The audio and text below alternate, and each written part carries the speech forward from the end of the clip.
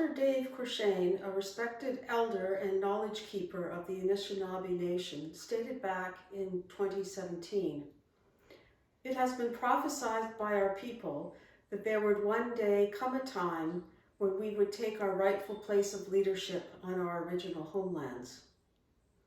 The upcoming National Indigenous Day of Prayer on June 20th has, with the events of the last weeks, taken on a much heightened sense of tragedy, poignancy, and a call to action that to date has not been mobilized in this country.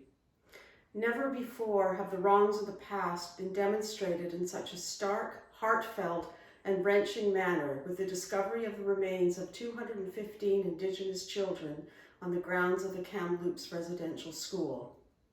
Young, vibrant, and beautiful children who were taken from their families and all they knew, to be thrust in an environment that was so foreign to their culture and all their teachings. The need for self-determination of Indigenous peoples in Canada goes back to the early beginnings of capitalism in North America, founded on an ideology derived from the doctrine of discovery, which disenfranchised Indigenous peoples from the lands they occupied. In addition, in our own Canadian context, the French and English developed the concept of terra nullius, to further entrench the assertion of sovereignty. Terra nullius meant that the land could be regarded as empty so that title under the crown may be claimed. This holds true to this day.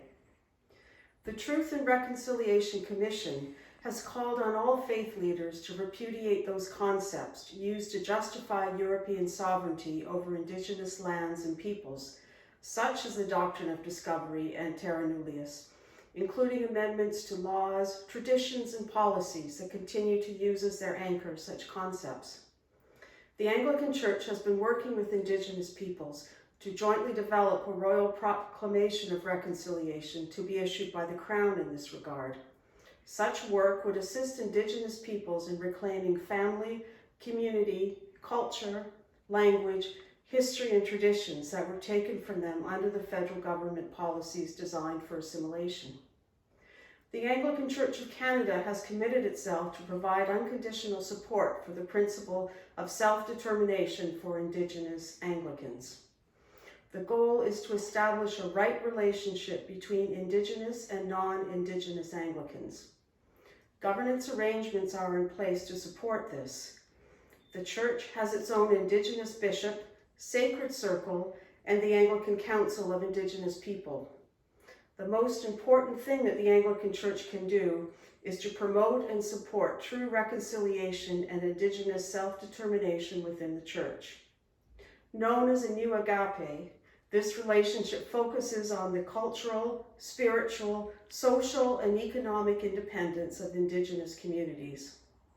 We are all on a learning journey to do just that. Blessings be upon you all.